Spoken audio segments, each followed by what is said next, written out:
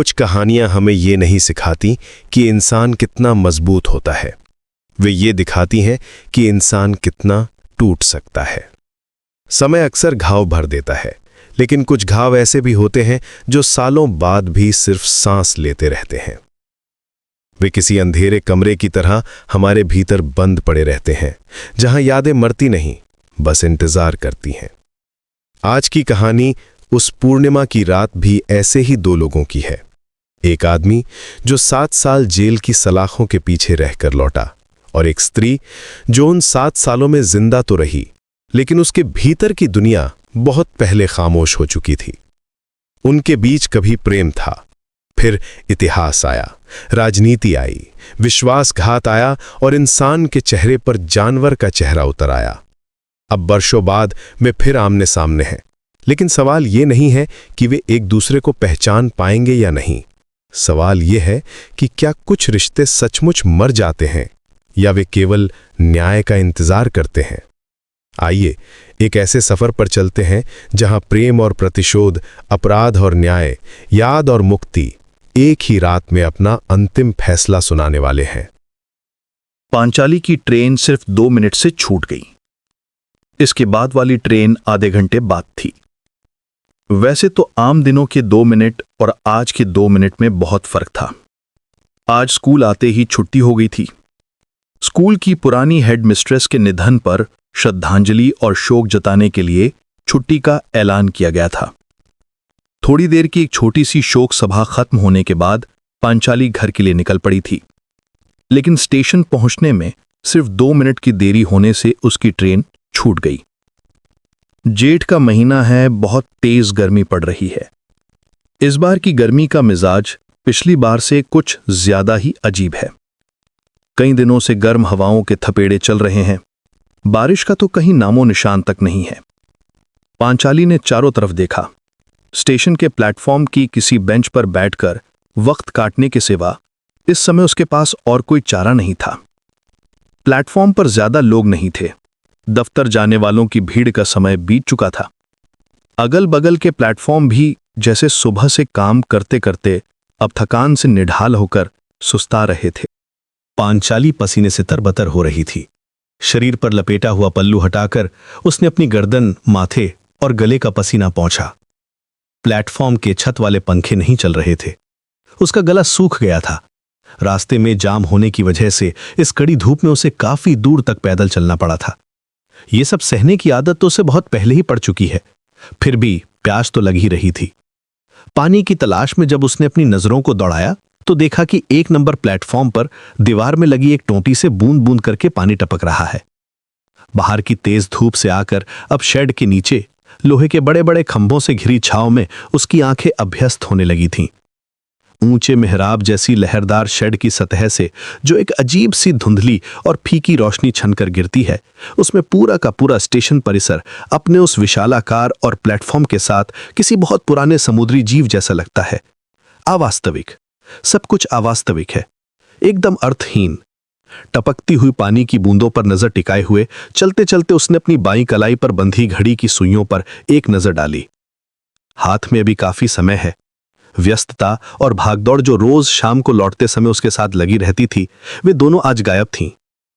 नल के पास मुंह ले जाकर उसने थोड़ा सा पानी पिया। नीचे के बेसिन पर गंदगी की एक मोटी परत जमी हुई थी और उसके किनारों पर काई लगी थी। बेसिन से एक अजीब सी सड़न भरी बदबू उठ रही थी।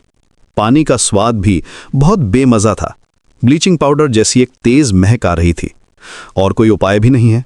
मन न होने पर भी यात्री यही पानी पीते हैं, यही सबकी आदत बन चुकी है। पांचाली ने अपने मुंह, आंखों और गले पर चुल्लू भर भर के पानी के छींटे मारे। थोड़ी सी राहत मिली, कुछ बूंद सुकून का एहसास हुआ। इस सुकून का शरीर भी तो आदत की ईंट और गारे से ही बना है, लेकिन यह सुकून कितनी देर टिकेगा। प्लेटफॉर्म की मटमैली रोशनी और शेड की पुरानी जंग लगी टीनों को चीरती हुई गर्मी अपने नुकीले पंजे फैलाकर अंदर घुस रही है। अपने ढीले जूड़े को खींचकर कसते हुए जब पांचाली ने 3 नंबर प्लेटफॉर्म की तरफ कदम बढ़ाया तो उसे अचानक रुक जाना पड़ा। दूर दीवार के सहारे जो भिखारिन औरत लेटी हुई थी और जिसे देखकर लगा था कि वो सो रही है, वो असल में मर चुकी थी।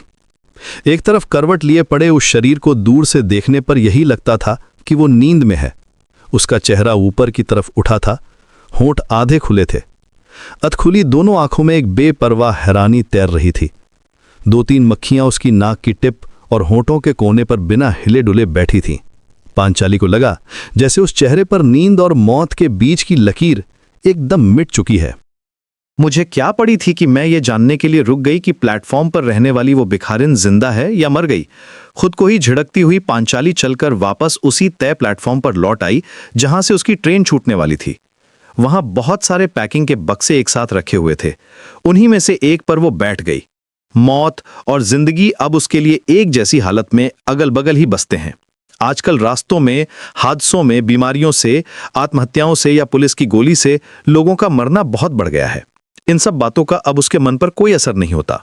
पिछले 5 सालों की एक मसीनी और उबाऊ दिनचर्या ने उन सारे अलग अलग एहसासों को, जो कभी इंसान की जिंदगी को पूरा बनाते हैं, तोड़ मरोड़ कर और धूल में मिलाकर पूरी तरह मिटा दिया है। उसके लिए अब दिन और रात का कोई अलग रंग नहीं बचा। उसके पूरे वजूद, उसके तजुर्बों की दुनिया और उसकी जिंदगी का अब बस एक ही रंग रह गया है, और वो है राख जैसा बेजान, चिमनी के धुएं से घिरे मटमेले आसमान की तरह। हाँ, थकान जरूर है। किसी मकड़ी के बारीक जाले की तरह वो उसके पूरे वजूद से लिपटी हुई है, और उसी जाले पर मकड़ी का रेंगना बिना कोई आवाज किए जारी है। अचानक मिले इस थोड़े से वक्त में, असमय घर लौटने के बाद बचे हुए इस फालतू समय में, घर का ऐसा कौन सा अधूरा काम निपटाया जा सकता है जिसे अगले रविवार के लिए टाल कर रखा गया था? वो अपने दिमाग में एक एक काम को टटोलने लगी। अचानक मिले इस समय के बोझ से छुटकारा पाना उसके लिए बहुत जरूरी है। सामने दूर तक फैली लोहे की पटरियां हैं। उसकी नजरों की हद को पार करती हुई वे एक मोड़ लेकर न जाने किस अनजान दिशा में खो गई हैं। वहीं से एक भारी और घनी तपिश किसी सांप की तरह अपना सीना रगड़ती हुई उन प्लेटफॉर्मों पर चढ़ रही है जो इस आधी छांव और आधी रोशनी वाले शामियाने के नीचे पसरे पड़े हैं। पांचाली को लगा जैसे उसकी आंखों की पुतलियों पर कोहरा जम रहा है। धूप से झुलसती लोहे की पटरियों के ऊपर उस तपिश का अदृश्य और बलखाता शरीर किसी सांप की तरह लहरा रहा है। समय की ट्रेन अपने तय समय से ना चलकर बहुत देर से छूटी। पांचाली आखिर के एक डिब्बे में चढ़कर खिड़की के पास बैठ गई। डिब्बा छोटा था, ऊपर की बर्थ टूटी हुई थी, पंखे गायब थे और उनकी जगह लिखा था चोरी। दरवाजों के हत्थे भी कोई उखाड़ ले गया था। चारों तरफ पानी, सब्जियों के छिलके, ब्रेड के लिफाफे, मूंगफली के छिलके और सिगरेट के खाली पैकेट बिखरे पड़े थे। रोज की वही जानी पहचानी और ना बदलने वाली तस्वीर। कुछ सब्जी बेचने वाले अपनी खाली टोकरियां लेकर डिब्बे में चढ़े। थोड़ी देर में हॉर्न बजाकर ट्रेन चल पड़ी। थोड़ी उदासी और बहुत सारी थकान के साथ पांचाली ने अपनी आंखें बंद कर लीं। भागते हुए समय के हाथों में फिलहाल उसने खुद को सौंप दिया था। महानगर की सीमा को पीछे छोड़ती हुई ट्रेन धीरे धीरे रफ्तार पकड़ रही थी। आपस में उलझी हुई जटिल जड़ों जैसी लोहे की पटरियों से पहियों के टकराने की आवाज गूंज रही थी। ये आवाज, ये रफ्तार, ये सब कुछ पांचाली के रोजाना के ख्यालों में रटा हुआ है। ये भी लगातार बनी रहने वाली आदत और तजुर्बे की ही देन है। इस समय बाहर मैदान, खेत और घर जेठ की धूप में चुपचाप जल रहे हैं। उस तरफ देखने भर से आंखें झुलस जाने का एहसास होता है। पिछले 5 साल कोयले की तरह जलकर मन के आसमान पर राख बनकर छाए हुए हैं।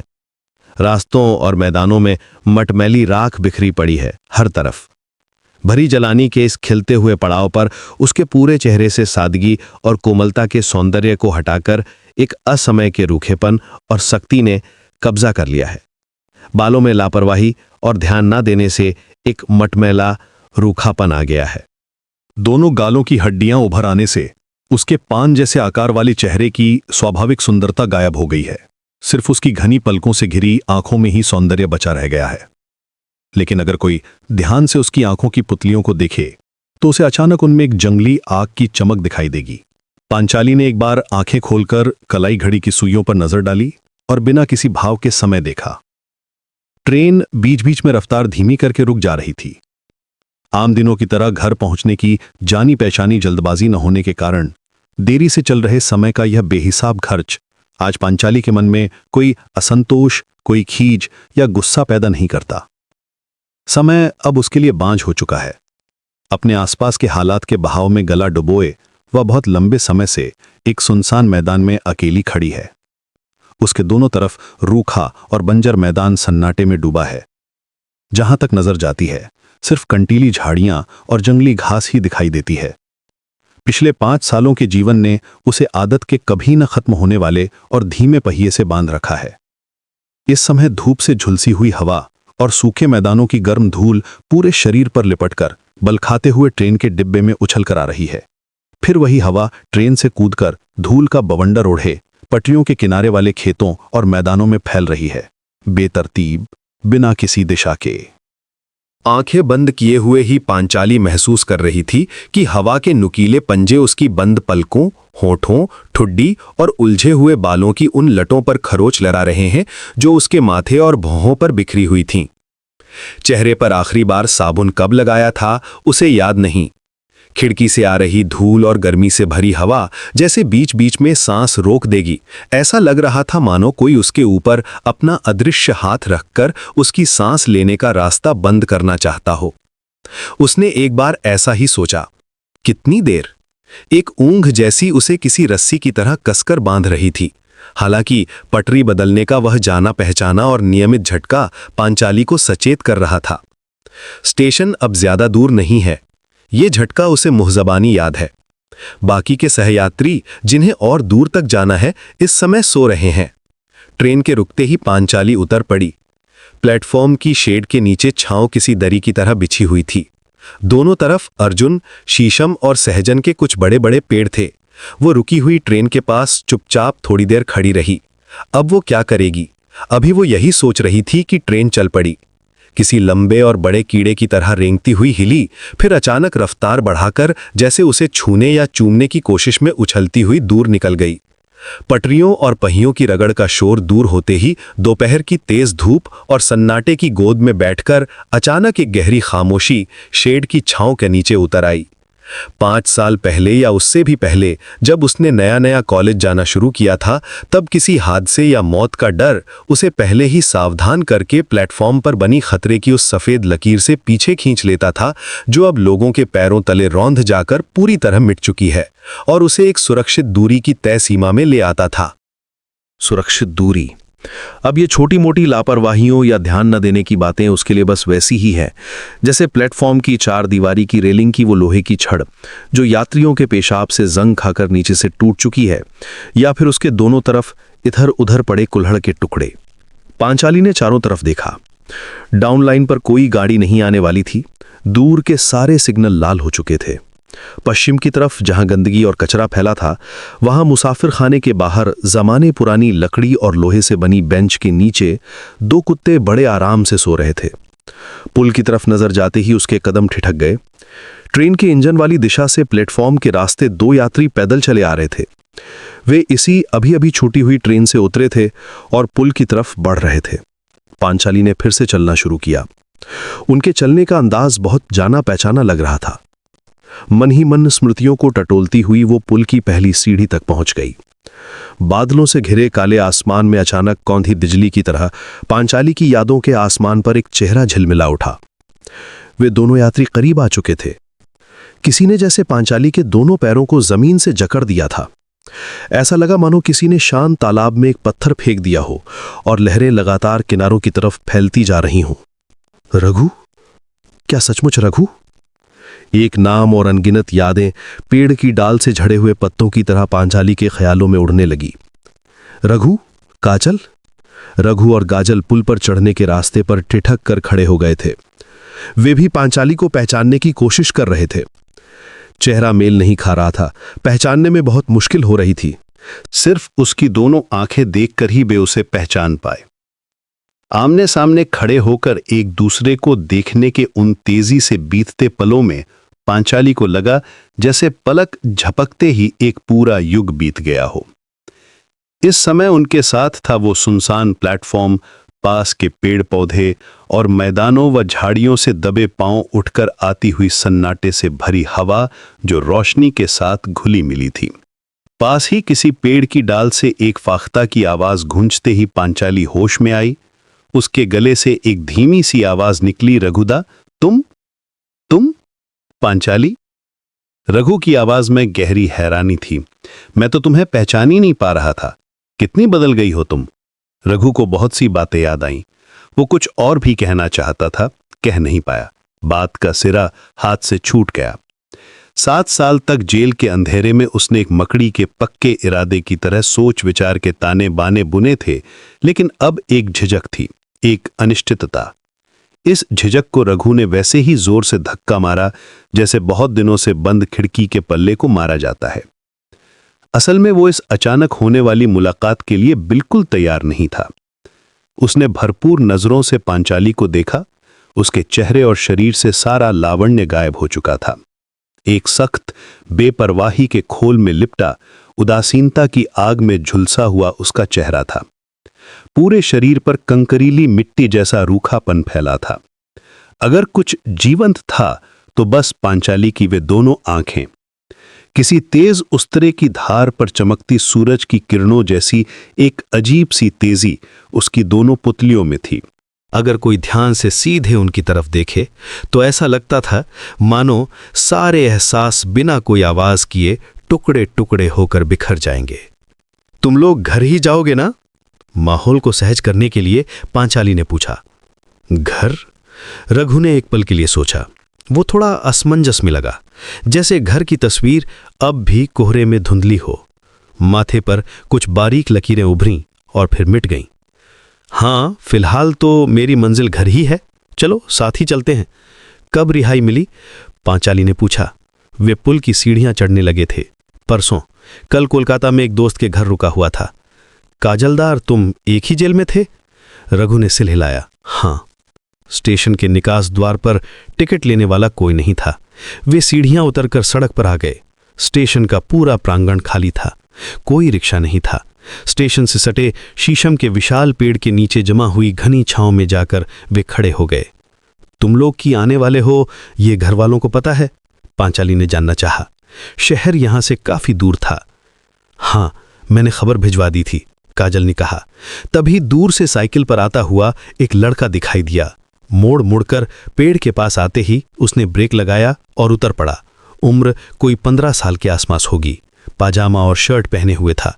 पसीने से भीगी शर्ट सीने से चिपकी थी। मूंछों की नई नई रेखाएं अभी उभरी ही थीं। मेरा भाई सोना है, काजल ने कहा। सोना को समझ नहीं आ रहा था कि वो क्या करे। वो बार बार पैर से सिर तक काजल को देख रहा था, रघु को भी देख रहा था। आंखों में सवालों की एक चमक थी।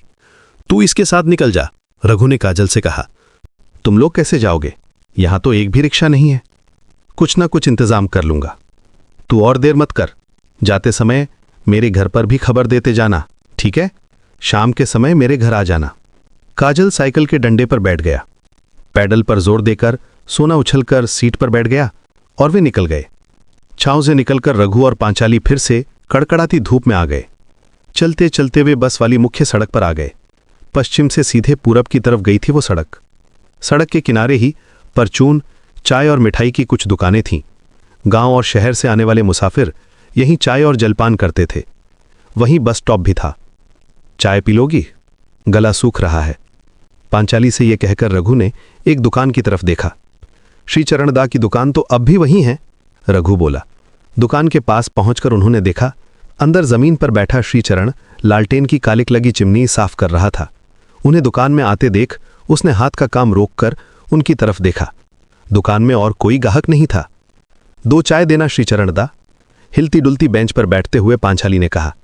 रघु गर्दन घुमाकर पूरी दुकान को देख रहा था, एक एक कोने को टटोलते हुए।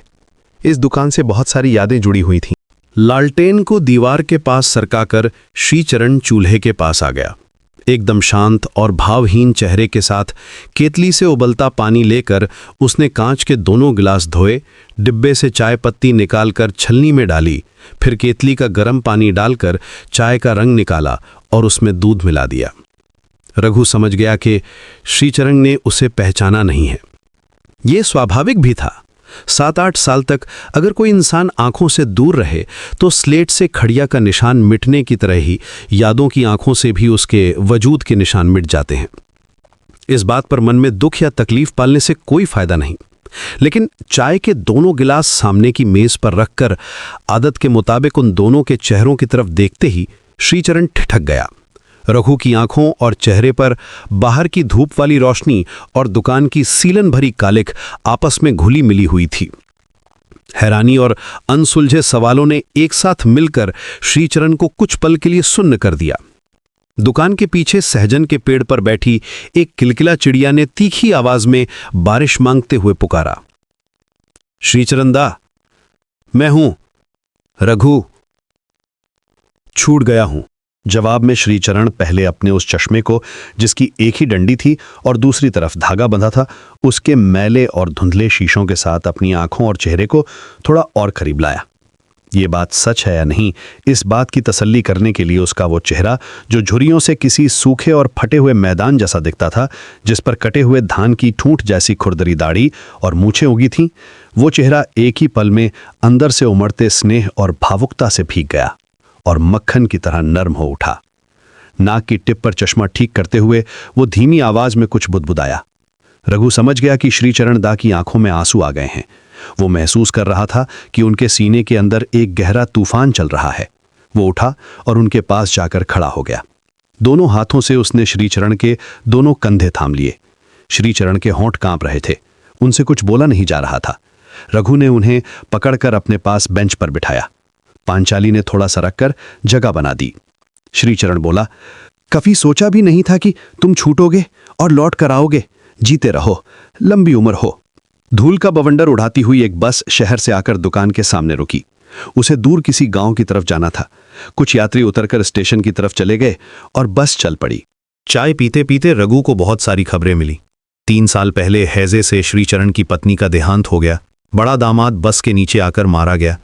बड़ी बेटी अपनी गोद के 2 बच्चों को लेकर पिता के पास ही रह रही है। वही श्रीचरण का घर संभालती है। 7 साल पहले के उन दिनों की महक जैसे फिर से सांसों में लौटने लगी। वो किलकिला चिड़ियां फिर से बोल उठी, बारिश की दुआ मांगते हुए। कितने सालों से रघु ने किसी पक्षी की आवाज नहीं सुनी थी। उसका पूरा वजूद जैसे प्यास से लकड़ी हो चुका था। उसने किसी प्यासे की तरह उस पक्षी की आवाज को अपने अंदर उतार लिया। चलो, अब चलना चाहिए। हाथ की घड़ी देखकर पांचाली उठ खड़ी हुई। चलता हूं चरणदा, फिर आऊंगा, तब तसल्ली से बात होगी, रघु ने कहा। पांचाली ने अपने बटुए से पैसे निकाल कर दिए तो पहले श्रीचरण ने मना किया, लेकिन फिर पैसे रख लिए। तुम्हें पैसों की जरूरत होगी ना, तो ये 10 रुपए रख लो। बिना कुछ कहे रघु ने हाथ बढ़ाकर पैसे ले लिए। सचमुच उसकी जेब एकदम खाली थी। ट्रेन और बस का टिकट लेने के बाद जेब में बस कुछ ही सिक्के बचे थे। पांचाली की दुनियादारी और समझदारी का असली रूप रघु के सामने आ गया। जिस पांचाली को वह पहले जानता था, समय के इस तेज बहाव में वह भी बहुत बदल चुकी है। वे दोनों पैदल चलने लगे। सामने धूप में झुलसती हुई कोलतार की सड़क किसी विशाल और मरे हुए काले सांप की तरह पड़ी थी। दोनों तरफ धान के खेत थे, ऊबड़ खाबड़, जहां तक नजर जाए सब कुछ जेठ की भीषण आग में जल रहा था। दाईं तरफ खेतों के बीच से एक पगडंडी गई थी। दाईं तरफ दूर खेतों से सटा हुआ एक बड़ा बगीचा रघु को दिखाई दिया। ऐसा लगा मानो दूर से किसी अपने की तरह डालियों के हाथ फैलाकर पेड़ उसे इशारे से बुला रहे हों। इसके बीच से एक छोटा रास्ता भी जाता है।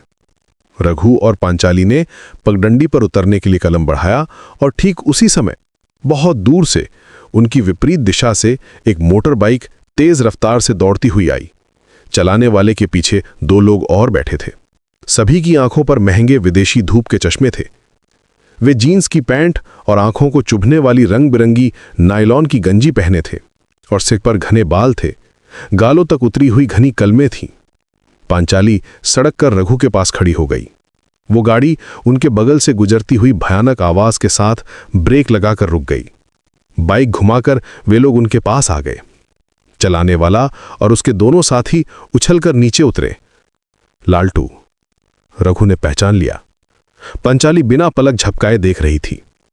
कमर पर दोनों हाथ रखकर कुछ सेकंड तक लालटू ने रघु को देखा। रघु भी अपनी शांत आंखों से चुपचाप लालटू की हर हरकत पर नजर रखे हुए था। फिर लालटू ने अपनी आंखों से चश्मा उतारकर फेंक दिया।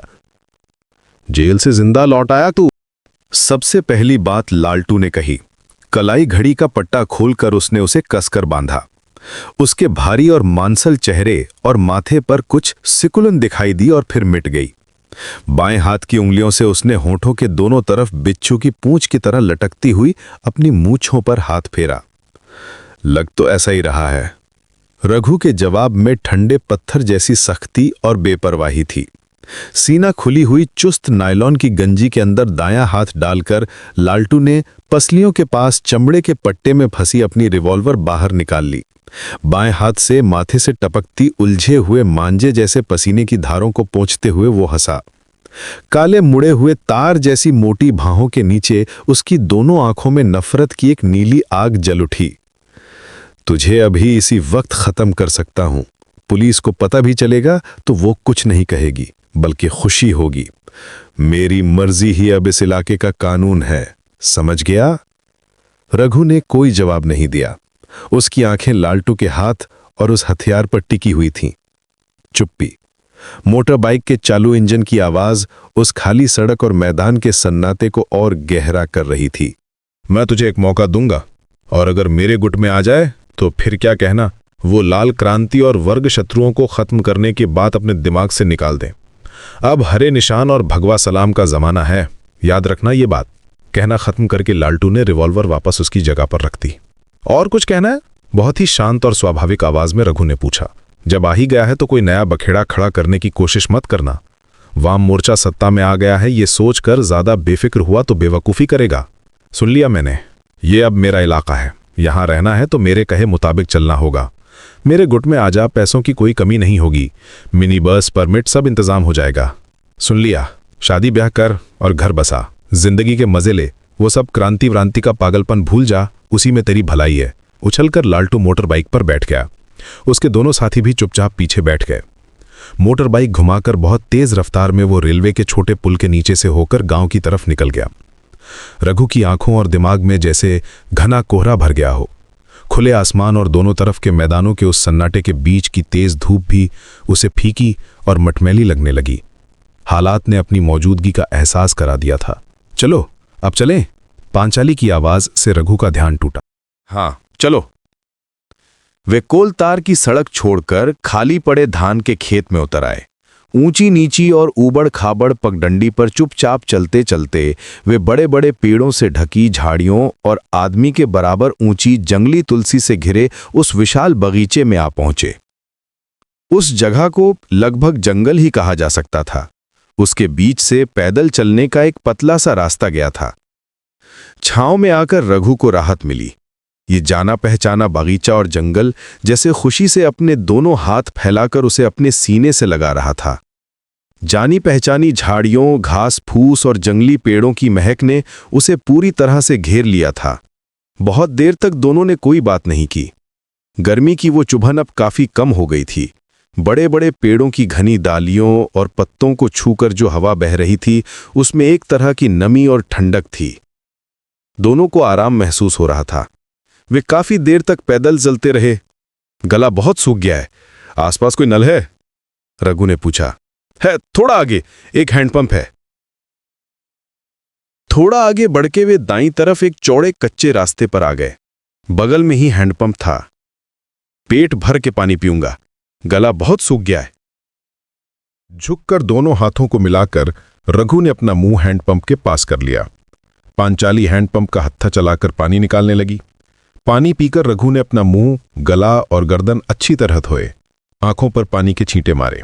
तुम नहीं पियोगी? पीऊंगी। जैसे यह बात कहकर अनमने ढंग से पांचाली नल के पास आ गई। प्रार्थना करने के अंदाज में उसने दोनों हाथों की अंजलि बनाकर अपना मुंह रखा। रघु ने हत्था चलाकर पानी निकाला। पांचाली ने बहुत सारा पानी पिया। वो बहुत प्यासी थी। उसके पानी पीने के अंदाज से ही ये साफ पता चल रहा था। फिर भी बिना किसी परवाह किए बेरहमी, खुद को ही सजा देना, खुद को ही चोट पहुंचाकर लहूलुहान करना। रघु के गले में जैसे कुछ अटक सा गया। रघु जानता है कि पांचाली इस तरह खुद को क्यों जला रही है। दोनों फिर से पैदल चलने लगे। अब रास्ते के दोनों तरफ आम, पीपल, बरगद और सहजन के पेड़ों की घनी छांव बिछी हुई थी। अभी उन्हें काफी दूर तक चलना था। अब रघु ने अपनी चुप्पी तोड़ी, जैसे बहुत दिनों से बंद जंग लगे ताले में किसी ने चाबी डालकर जोर से घुमा दी हो। इलाके के पिछले 7-8 सालों के हालात की सारी खबर रघु को मिल गई। ये जानना ही उसका पहला और सबसे जरूरी काम था। लालटू के अचानक आधमकने और उसकी बातों से रघु को पहले ही काफी कुछ अंदाजा हो चुका था। उसे एक पूरी तरह से दुश्मनी भरे और खिलाफ माहौल का सामना करना होगा। 7 साल की जेल की जिंदगी ने उसके बीते हुए कल और आज के बीच जो नया रिश्ता जोड़ा है वो अभी तक पूरी तरह से अनजान है। जिस बीते कल का हाथ थामकर वो जेल में गया था वो आज उसे एक नई जमीन पर ले आया है। उसने 7 साल पहले की जिंदगी से कदम आगे बढ़ाया है। सावधान, ये शब्द कहते ही रघु ने तेजी से पांचाली का हाथ पकड़कर उसे रोक दिया। एक गोखरा सांप अचानक सड़क की दाईं तरफ की झाड़ी से झटके से बाहर निकल आया था। एक बार फन उठाकर उसने सिर नीचे किया और तेजी से सड़क पार करके बाईं तरफ के आम के बगीचे में घुस गया। बस जरा सी कसर थी, वरना पांचाली का पैर सांप पर ही पड़ जाता। लगता है दिमागी चुस्ती अभी तक नहीं खोई मैंने। सीने में अचानक अटकी हुई सांस को बाहर छोड़ते हुए रघु बोला। इस अचानक हुई घटना से पांचाली भी पल भर के लिए शून्य रह गई थी। जेल इंसान के जीने की बहुत सी कीमती चीजों को बर्बाद करके उसे खोखला कर देती है, पर मेरे मामले में ऐसा नहीं कर पाई ऐसा लग रहा है। थोड़े हल्के और मजाकिया लहजे में रघु ने ये बात कही। उसने पांचाली का हाथ छोड़ दिया। मेरा और क्या हो जाता, सांप डस लेता तो ज्यादा से ज्यादा मर जाती, उससे ज्यादा। और बात पूरी किए बिना ही उसने अपनी आवाज बदल ली, फिर धीरे धीरे बोली, सांप के जहर से शायद मौत ना भी हो, मेरे शरीर में पहले से ही बहुत जहर भरा हुआ। अपनी मौत की आशंका को इतनी गहरी उदासी और बेपरवाही के साथ पांचाली ने कहा कि रघु को अंदर से एक धक्का सा लगा, बिल्कुल वैसे ही जैसे बहुत ख्यालों में डूबा कोई इंसान चलते चलते अचानक ठोकर खा जाए। मानो दुनिया, जिंदगी और आसपास के माहौल से खुद को चुपचाप दूर कर लेने वाले किसी इंसान की आवाज सुन रहा हो रघु, जो बहुत दूर खड़ा हो और जिंदगी से अब कुछ भी पाने की इच्छा न रखता हो, जिसके लिए जिंदगी जीना अब कोई मायने नहीं रखता, जबकि ऐसा होना नहीं चाहिए था। पांचाली की आखिरी बातें आग में जली हुई सुई की तरह रघु के सीने में दर्द पैदा कर रही थीं। उसे थोड़ी देर पहले देखा हुआ लालटू का चेहरा याद आया। 7 साल पहले देखी हुई एक और पांचाली याद आई। वे दोनों एक सपने के पुल से आपस में बंधे हुए थे। इस पांचाली को पहचानने में उसे मुश्किल हो रही थी। उसके देखने का अंदाज, भौहों की सिकुड़न, बात करने में जानबूझकर लाई गई बेपरवाही, ये सब मिलकर उसके रास्ते में खड़ी वो इंसान लग रही थी जो परिचित होकर भी अचानक अजनबी होती जा रही थी। वक्त गुजर गया है। वक्त, रघु ने महसूस किया। थोड़ी दूर और चलने पर उन्हें एक खाली रिक्शा दिखाई दिया। रिक्शा रोककर दोनों उस पर बैठ गए। थोड़ा आगे जाने पर ही बाईं तरफ पांचाली के घर का रास्ता था। दाईं तरफ वाले रास्ते से 40 मिनट और चलने पर रघु के घर वाले मोहल्ले में पहुंचा जा सकता था। पांचाली के उतरते समय रघु ने झुककर कहा, मैं कुछ दिनों बाद तुम्हारे घर आऊंगा। तुम्हें तो लौटते लौटते शाम हो जाती है ना? हाँ, सिर हिलाकर पांचाली ने जवाब दिया। रघु चला गया। उसके जाने की दिशा में थोड़ी देर तक देखकर पांचाली घर की तरफ मुड़ गई। आपस में टकराती हुई बहुत सी घटनाओं ने उसके सोचने समझने के आम तरीके को अस्त व्यस्त कर दिया था। गर्दन, माथे और सिर के अंदर एक अजीब सी टीस रेंग रही थी। असमय पांचाली को लौटते देख कुछ हैरानी और डर के साथ पांचाली की मां पुष्पा मई कमरे से बाहर आ गईं। स्कूल की छुट्टी हो गई। हमारी पुरानी हेडमिस्ट्रेस कल रात गुजर गईं। बरामदे में चढ़कर दीवार के पास चप्पलें उतारते हुए पांचाली ने कहा। उसने अपना थैला दीवार के हुक पर टांग दिया। रंग उड़ी पुरानी कुर्सी पर बैठ गई। एक हाथ वाला पंखा देला तो थोड़ा सुस्ताकर पहले नहाऊंगी। फिर बोली, रघुदा छूट गया है। मुलाकात हुई थी, एक ही ट्रेन से आए। आंगन में ही पक्का कुआं था। सूरज बीच आसमान को पार कर चुका था। बड़े हरसिंगार के पेड़ की छाया तिरछी होकर फैल गई थी। इस मोहल्ले का ये आखिरी घर था। इसके बाद कोई बस्ती या घर नहीं था। खुले धान के खेत थे। दूर रेलवे लाइन दिखाई देती थी। कमर तक ऊंची मेड़ वाले कुएं की मुंडेर पर रस्सी बाल्टी रखकर उसने अंदर शांत पानी की तरफ देखा। दीवार से सटा हुआ ढेर सारा ठंडा अंधेरा था। पांचाली की नजर अपनी परछाई पर पड़ी। पीछे से आती रोशनी की चमक ने पानी में उसके चेहरे की तस्वीर को कैसा अजनबी सा बना दिया था। वो अपनी आंखें, नाक या मुंह कुछ भी नहीं देख पा रही थी। सिर्फ सिर के ऊपर नीला आसमान किसी बड़ी गोल थाली की तरह जैसे उसकी परछाई पर चिपका हुआ था। गहरी तल्लीनता से अपने चेहरे की तस्वीर देखते देखते उसने रस्सी पकड़कर बाल्टी को शांत पानी में फेंक दिया। उसने देखा लहरों के बीच उसका पूरा चेहरा नीले आसमान के टुकड़ों के साथ एक ही पल में टूटकर चकनाचूर हो गया। जल्दी से बाल्टी भर पानी खींचकर सिर पर डालते ही एक मीठे सुकून का एहसास उसके तपते हुए पूरे शरीर में फैल गया। ये नहाना जैसे रोज की तरह नहीं था, आज कुछ अलग लग रहा था। लेकिन अंदर की उस झुलसती हुई रूह की जलन जो रेगिस्तान की तपती रेत की तरह गर्म हवाएं छोड़ रही थी, बाहर के इस ठंडे पानी से शायद शांत नहीं होगी। कुछ ही दिनों में रघु को समझ आ गया कि इन 7 सालों में बहुत कुछ बदल गया है।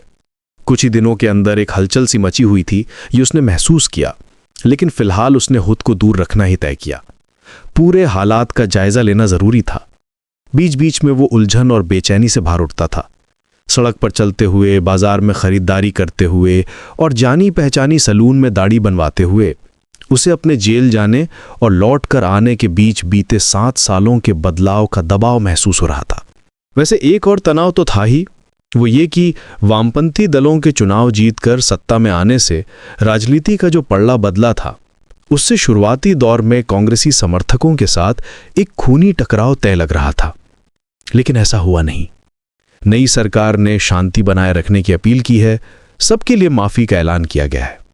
रघु ने देखा कि उस पर पुलिस की नजर अब भी बनी हुई है। स्थानीय थाने से एसबी के लोग उसे बुलाकर ले गए और जो कहा उसका मतलब यही था कि अब वो खुद को किसी राजनीतिक गतिविधि में ना फंसाए। अपने विरोधियों की आंखों और चेहरों पर नफरत, डर, शक और अविश्वास से भरी चौकसी भी रघु महसूस कर रहा था। उसकी हर एक हरकत पर नजर रखने की कोशिश की जा रही थी। माहौल का शांत होना जरूरी है, वो उतना समय देगा। अपनी मौजूदगी को स्वाभाविक बनाकर पहले उसे आम बहाव में घुलने मिलने देना होगा।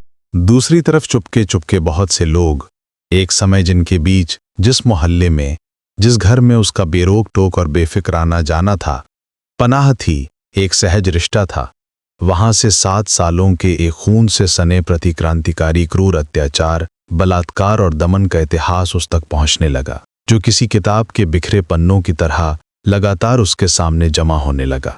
हर तरफ बस एक ही नाम, लालटू, जिसने नेतृत्व किया था, पुलिस की मदद से बहुत से साथियों का खून किया था, एकदम ठंडे दिमाग से बहुत से कार्यकर्ताओं को पकड़वाया था। लालटू भेष बदलकर उनकी पार्टी में घुसाया था, तब ये बात पता नहीं चली थी। अब वे शहर का बेताज बादशाह है। इन कुछ सालों में वो भारी संपत्ति और ताकत का मालिक बन बैठा है। डीएम से लेकर थाने के ओसी और सबसे छोटे सिपाही तक सब उसके वफादार प्रजा हैं। उसकी 3 मिनी बसें और 2 लंबी दूरी की बसें अलग अलग रूटों पर चल रही हैं। शहर के भीड़भाड़ वाले बाजार में उसकी 3 दुकानें हैं। लाल रंग की मोटर बाइक पर सवार होकर अंगरक्षकों के साथ वो शहर और शहर से सटे गांवों में रौब झाड़ता फिरता है। किसी की भी चूं तक करने की हिम्मत नहीं। लालटू के आगे बढ़ने का गुप्त इतिहास रघु बहुत जल्दी जुटा पाया। पार्टी के बुरे दौर से गुजरते ही लालटू शहर के लोगों की आंखों के सामने उभर कर आया था। इस शहर में वो एंटी नक्सल नागरिक प्रतिरोध वाहिनी का संस्थापक और आयोजक है। पुलिस की मदद से उसने पार्टी समर्थकों और कार्यकर्ताओं के खिलाफ कई कार्यवाहियां की हैं और उसकी ताकत और दबदबे का एक बड़ा जाल फैला हुआ है। लालटू का मतलब है दहशत। 71 से 76 तक के इन कुछ सालों में वो तेजी से सीढ़ियां चढ़ता हुआ सबसे ऊपर पहुंच गया है। इस इलाके में लालटू को चुनौती देने वाला एक भी आदमी नहीं है। फिर भी वही लालटू रघु के जिंदा लौट आने से घबराया हुआ है, डरा हुआ है। 1 महीना बीत चुका था। रघु की मौजूदगी अब बाकी आम लोगों की तरह ही सहज और स्वीकार्य हो गई थी। कोई भी अब शक से भरी उत्सुकता के साथ उसे उस तरह नहीं घूरता था। चारों तरफ के माहौल और हालात में कोई ऐसा बदलाव नहीं आया था जिस पर तुरंत नजर जाए। नई मोर्चा सरकार इस बात पर पैनी नजर रखे हुए थी कि कहीं कोई खून खराबा ना हो, क्योंकि बदला और प्रतिशोध लेने की दबी छिपी सुगबुगाहट छोटे शहरों और उनसे सटे ग्रामीण इलाकों में लगातार फैल रही थी। बाहर से दुनिया को दिखाने के लिए खुद को निष्क्रिय बनाए रखते हुए रघु ने काजल के साथ धीरे धीरे अपनी गतिविधियां शुरू कर दी।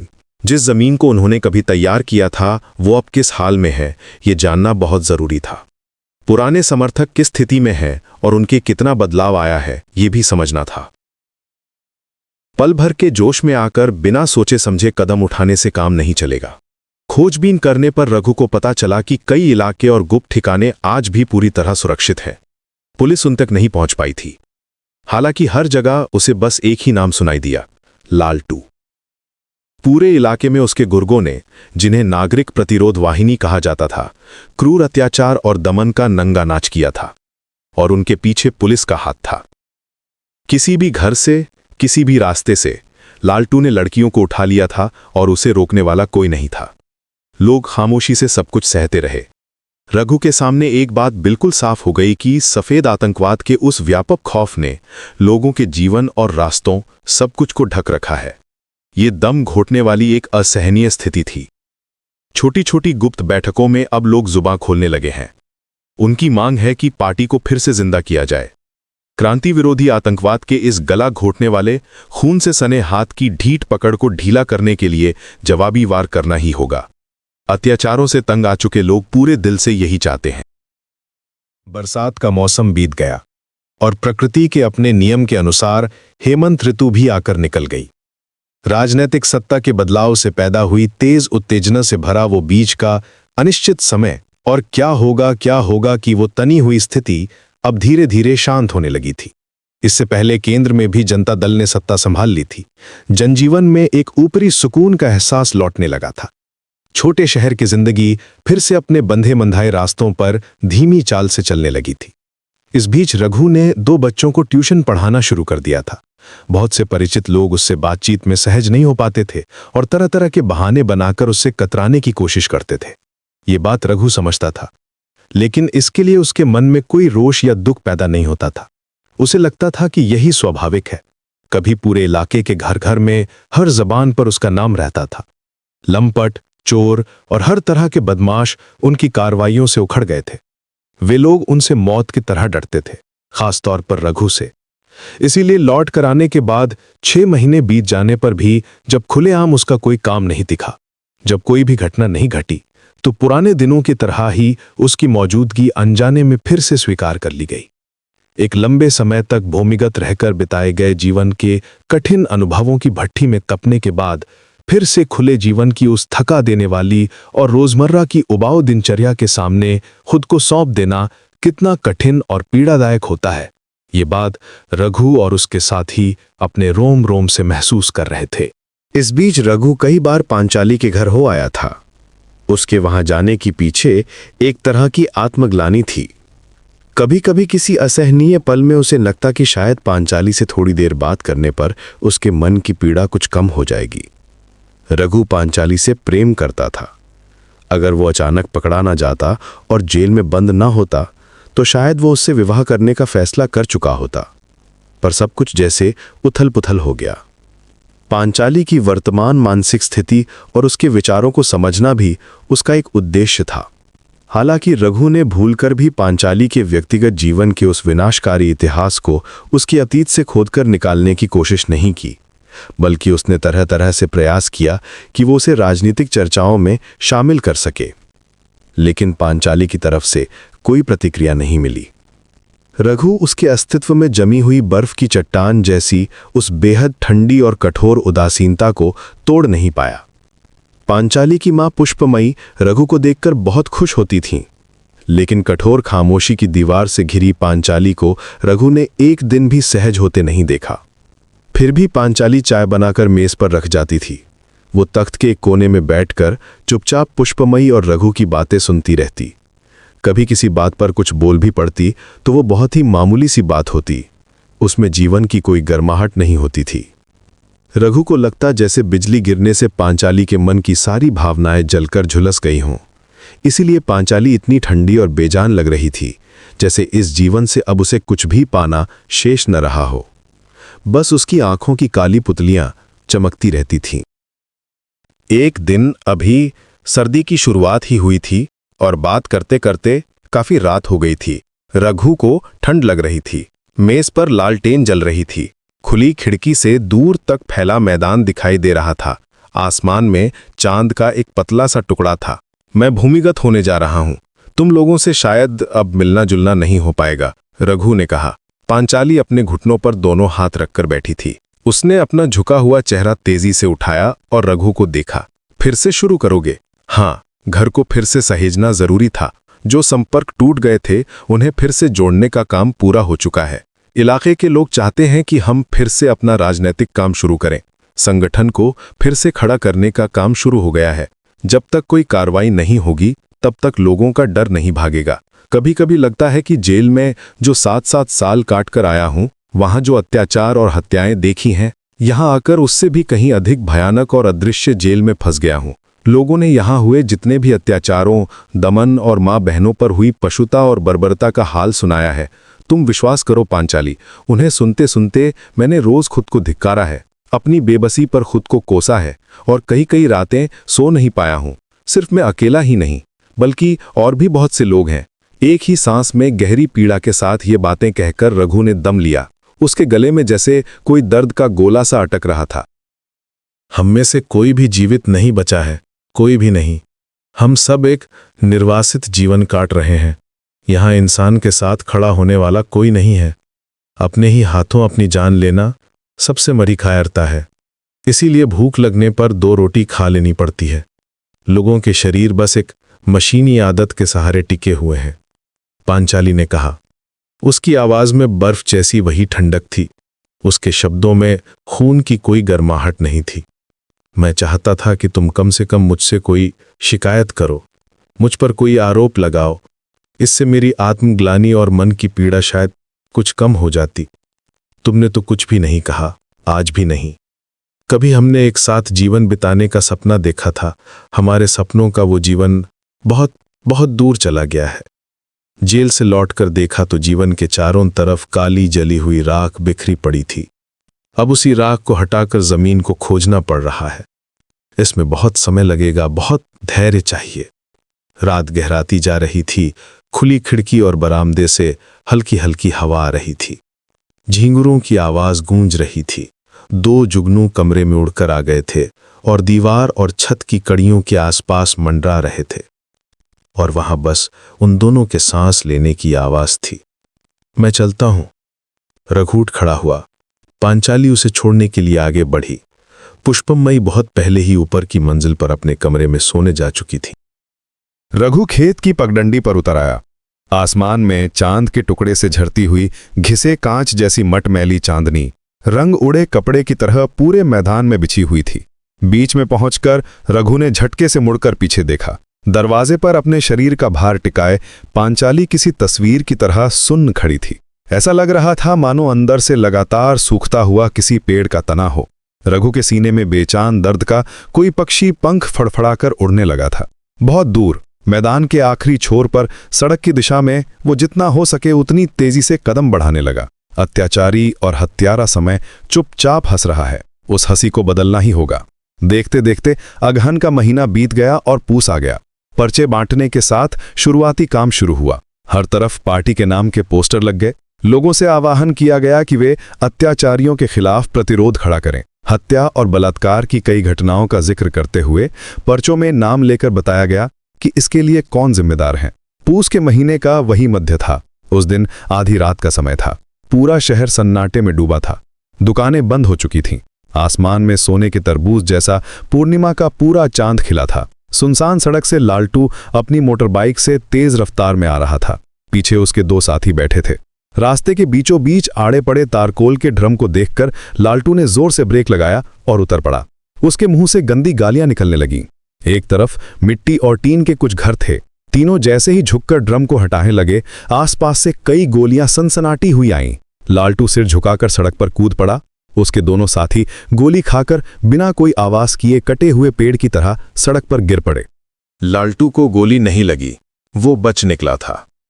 आसपास के उन घरों और पेड़ों की छांव को चीरते हुए कुछ लोग बाहर निकल आए। दोनों तरफ चांद की रोशनी में पेड़ों की परछाइयां हिल रही थीं। लालटू उछलकर मैदान में कूद गया।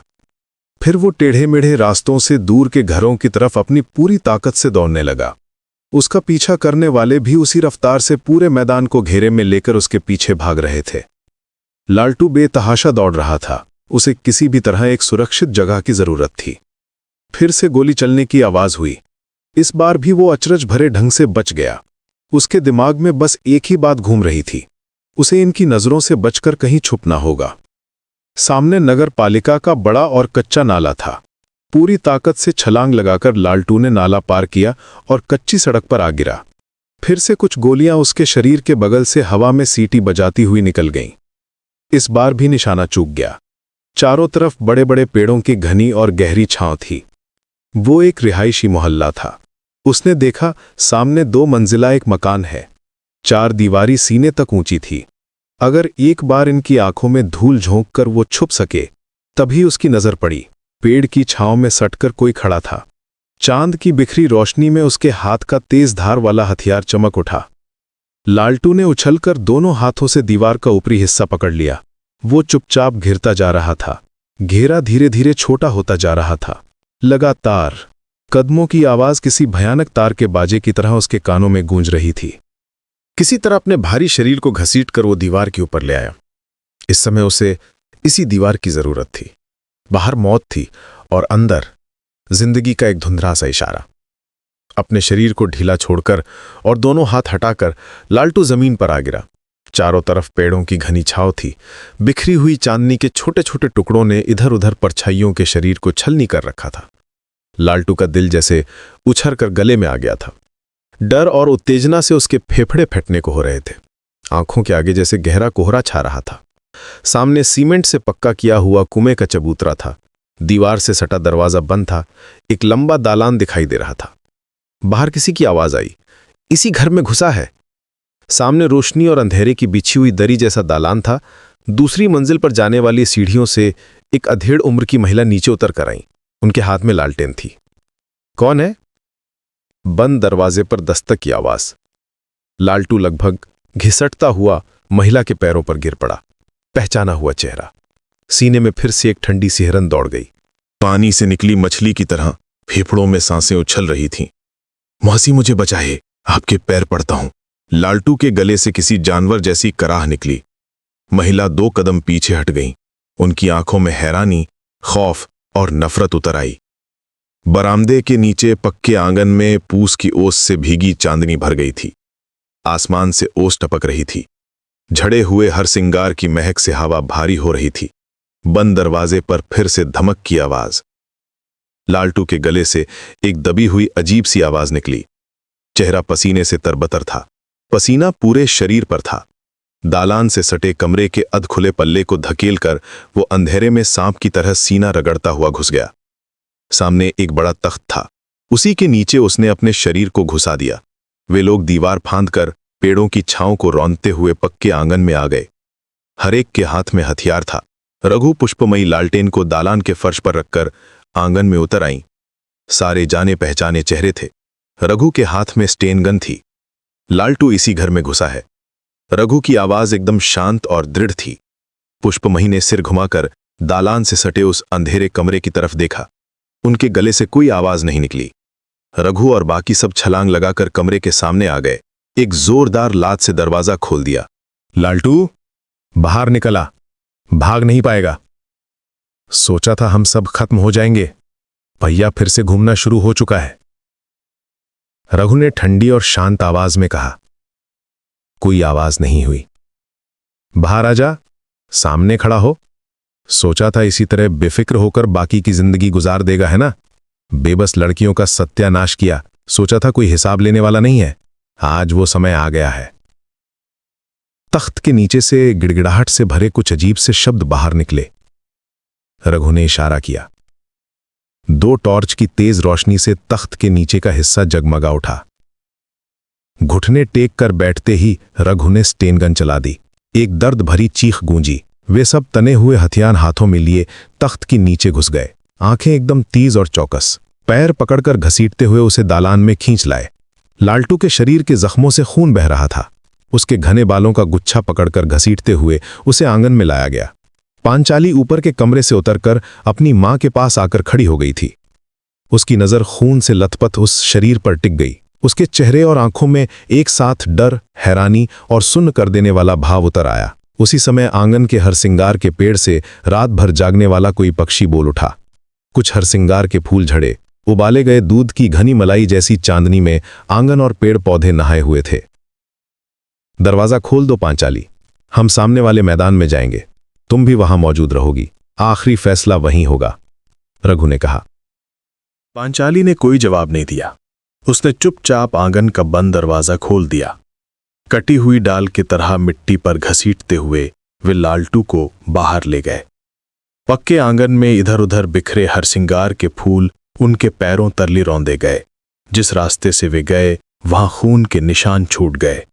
पांचाली की नजर पुष्पमयी के चेहरे पर पड़ी। उसने देखा पत्थर के नुकीले कोनों जैसे ऊबड़ खाबड़ और सख्त चेहरे पर बरसों से जमी कठोर लकीरें ओस से भीगी चांदनी रात में किसी अनजानी गर्माहट से पिघलकर नर्म हो आई थीं। बचपन से देखा हुआ माँ का वही पुराना प्यार से छलछलाता चेहरा पिछले कुछ सालों के उस अजनबी और सख्त चेहरे को हटाकर फिर से उभर आया था। पांचाली ने महसूस किया उसके सीने में दबी यादों की किसी गहरी अथाह से हुई हुई लहरें एक के बाद एक उठ रही हैं। उसके सांसों में अचानक हर सिंगार की उदास और भीनी महक का झोंका भर गया। दूर किसी पेड़ से एक पक्षी की आवाज मैदान के सन्नाटे की सीढ़ियां उतरती हुई उसके कानों तक जा पहुंची। वे लोग तुम्हारा इंतजार कर रहे हैं, पांचाली के ख्यालों में किसी अनजानी आवाज ने गूंज कर कहा। तुम गीले कपड़े से खून के धब्बे साफ करना शुरू करो, मैं लौटकर हाथ बटाती हूं। अपने शरीर पर चादर को अच्छी तरह लपेटकर वो बाहर निकल गई। कच्चे नाले को पार करके एक पतली पगडंडी बाईं तरफ गई थी, दूर रेलवे लाइन तक। चारों तरफ बेतरतीब कंटीली झाड़ियां, सूखी हुई कसौंदी और सियोर के पेड़ थे।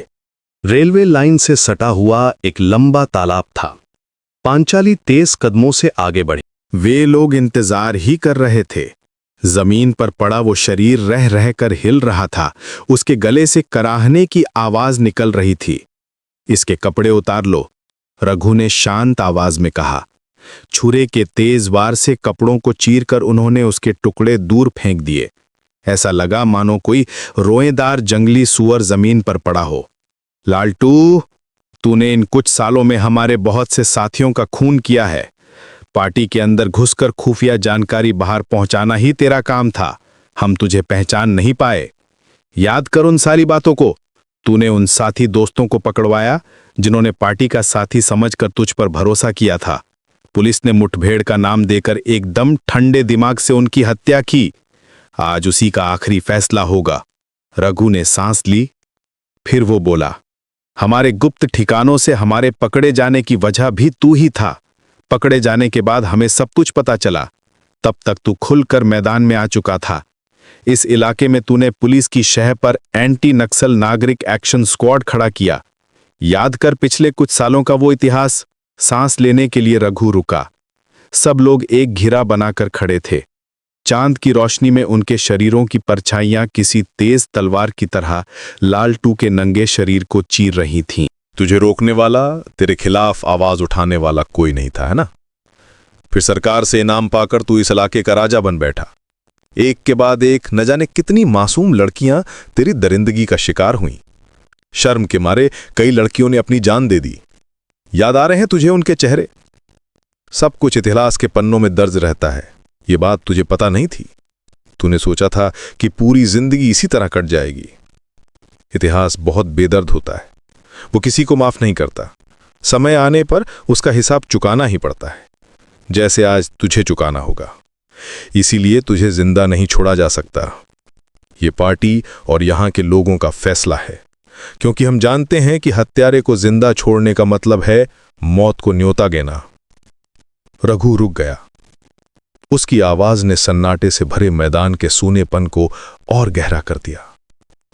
काजल के हाथ से छुरा लेकर वो लालटू के पास आ गया। बेहद नफरत के साथ बोला, जिस पौरुष का तूने किसी जंगली जानवर की तरह इस्तेमाल किया है, पहले उसकी मौत हो। ये कहते ही छुरे के एक ही वार से उसका जननांग काटकर रघु ने गहरी नफरत के साथ उसे किसी मरी हुई छिपकली की तरह सूखी और फटी हुई जमीन पर फेंक दिया। किसी भयानक जानवर जैसी एक कराह लालटू के गले से छिटक कर उस विशाल खाली मैदान के सन्नाटे में दौड़ गई। खामोशी, कुछ पलों की, पत्थर जैसी कठोरता और एकाग्र नजरों से पांचाली बिना पलक झपकाए इन सारी घटनाओं को देख रही थी। उसने देखा मरे हुए सांप के कटे हुए जहरीले सिर की तरह मांस का एक लोथड़ा ओस से भीगी सख्त जमीन पर पड़ा है। तुम लोग और पास आकर अगल बगल खड़े हो जाओ। आज इस रात हम उन सभी शहीद वीर साथियों को याद करेंगे जिन्होंने क्रांति के लिए और जनता के भले के लिए अपनी जान कुर्बान कर दी, क्योंकि किसी का भी बलिदान बेकार नहीं जाएगा। हमारे सामने एक घिनौना क्रांति विरोधी पड़ा है जिसने अपने हाथों बहुत से साथियों का खून किया है। आज उन्हीं साथियों के नाम की कसम खाकर हम उन सारी हत्याओं का बदला लेंगे। ये लालटू आज सारी क्रांति विरोधी बर्बरता का प्रतीक है। जनता ने इसकी कड़ी सजा की मांग की है। अपनी मुट्ठियां तानकर उन्होंने खामोशी के साथ शहीद साथियों को लाल सलाम किया। उसके बाद एक वे किसी जंगली सुअर जैसे लालटू के नंगे शरीर के अंग अंग पर वार करने लगे। उसी समय दूर रेलवे लाइन से दोनों तरफ के मैदानों की बर्फीली खामोशी के उस रात के तालाब में लहरें उठाती हुई आखिरी ट्रेन गुजर गई। पांचाली लगातार एक खुमारी में डूबती जा रही थी। चांद की रोशनी में चमकते हथियार से छिटकती अदृश्य आग की चिंगारी ने जैसे उसके सीने में जमा सूखी लकड़ियों में आग लगा दी। रुको! उसके गली से जैसे किसी और ने ही ये बात कही। ओढ़ी हुई चादर खोलकर उसने मैदान में फेंक दी। हाथ आगे बढ़ाया। मुझे एक हथियार दो। रघु, काजल और बाकी लोगों ने पांचाली के चेहरे की तरफ देखा। कमर में अपना आंचल कसकर खोंसते हुए पांचाली ने रघु के हाथ से छुरा लगभग छीन ही लिया। उसके पैरों के पास एक रोएदार शरीर पड़ा था। बिना पलक झपकाए कुछ पल तक उसने उस शरीर को देखा। उसके दिमाग में 6 साल पहले की उस खौफनाक रात की यादें तैरने लगीं। इसी शरीर ने उस दिन उसके सीने पर रिवॉल्वर तानकर उसे एक सुनसान घर में अगवा कर लिया था। एक जानवर की दरिंदगी के साथ उसे बेहोश करके उसके नारित्व को रौंदा था और अपनी राजनीतिक बदले की आग बुझाई थी, क्योंकि वो रघु से प्यार करती थी। आज वो उसके पैरों के पास किसी कनखजूरे की तरह पड़ा है। पांचाली के वजूद की किसी गहरी कोख से आग का एक तेज सैलाब उठा और उसकी चेतना के दोनों किनारों को डुबोता हुआ उसके दिमाग तक जा पहुंचा। बीच आसमान में चमकते पूरे चांद की ठहरी हुई अपलक नजरों के नीचे एक आखिरी और अचूक आदेश पर पांचाली का हाथ बिजली की तरह चमका। घुटनों के बल बैठकर अपनी पूरी ताकत से उसने लेटे हुए उस शरीर की सांस की नली पर वार किया। धड़ से सिर अलग हो गया। पांचाली पीछे हट आई। उसके पूरे शरीर की एक एक नस में सिहरन दौड़ रही थी। आंखों की पुतलियों में जंगली आग की चमक थी। काजल ने उसके हाथ से हथियार ले लिया। रघु पांचाली के पास आया। मजबूती से पांचाली का एक हाथ थाम लिया। तुम सब अपनी अपनी जगह लौट जाओ, मैं पांचाली को घर छोड़कर जाऊंगा, रघु बोला। वे चुपचाप चले गए अपने अपने ठिकानों पर। चलो, रघु ने पांचाली से कहा, अब हमें चलना चाहिए। पांचाली ने रघु की आंखों में देखा। एक गहरी खामोशी किसी अनकहे गीत की तरह उनके शरीरों से लिपट गई। ओस से भीगी चांदनी की उस शांत धारा में नहाए हुए उन दोनों ने उस समय एक दूसरे को फिर से पा लिया। 6 सालों से रुकी हुई एक छिपी हुई रुलाई पांचाली के सीने में गड़ी हुई दर्द की पथरीली दीवार को तोड़कर उसके दिल की चौड़ी घाटी में उथल पुथल मचाती हुई किसी तूफान की तेजी से उसके गले तक आ पहुंची। पांचाली फफक कर रो पड़ी। रघु ने उसके दोनों कंधों को अपने हाथों के घेरे में लेकर उसे अपने सीने से लगा लिया और बोला, पांचाली, इस रुलाई की तुम्हें बहुत जरूरत थी। पांचाली कुछ बोल नहीं पा रही थी। उसके पूरे शरीर में नदी में आने वाली लहरों जैसी सिहरन लहर दर लहर उठ रही थी। उसने अपनी ठुड्डी, कांपते होंठ और गाल एक गहरे भरोसे के साथ रघु के लंबे समय तक धूप पानी सहे हुए पुराने और मजबूत कंधे पर रख दिए।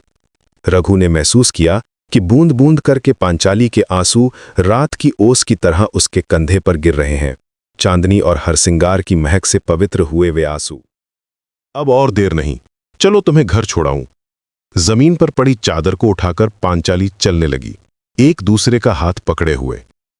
दूर पीछे छूट गया था एक बुरे सपने का कटा हुआ शरीर। जो नीला सांप अचानक पांचाली की जिंदगी में घुस आया था, पोर पोर उसे जकड़कर तिल तिल करके उसकी जिंदगी का रस चूस रहा था। उस गंदगी से अब वो आजाद थी। अशुद्धता की ग्लानि अब दूर हो चुकी थी। उसने कान लगाकर सुना, दूर किसी पेड़ के पत्तों की आड़ से इस कड़ाके की सर्दी की बेड़ियों को तोड़ती हुई एक कोयल की मीठी आवाज तैरती हुई आई। और उसी पल उसके पूरे वजूद के प्यासे एहसासों में उसकी जिंदगी से गायब हो चुके वे सारे रूप, रस और महक से भरे एहसास किसी खिले हुए फूल की तरह लौट आए। वे घर के पास आ पहुंचे और उसी समय असीम और फैले हुए आसमान के उत्तर के किसी अनदेखे कोने से किसी चील की तरह तेज उत्तरी हवा उतर आई।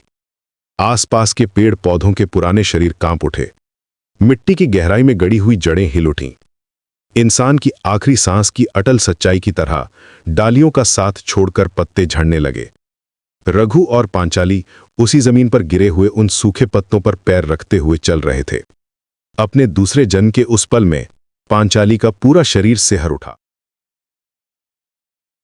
कभी कभी इंसान की सबसे लंबी कैद लोहे की सलाखों के पीछे नहीं होती, वो उसके भीतर होती है, यादों में, अपराध बोध में, अधूरे प्रेम में और उस अपमान में जिसे समय भी मिटा नहीं पाता।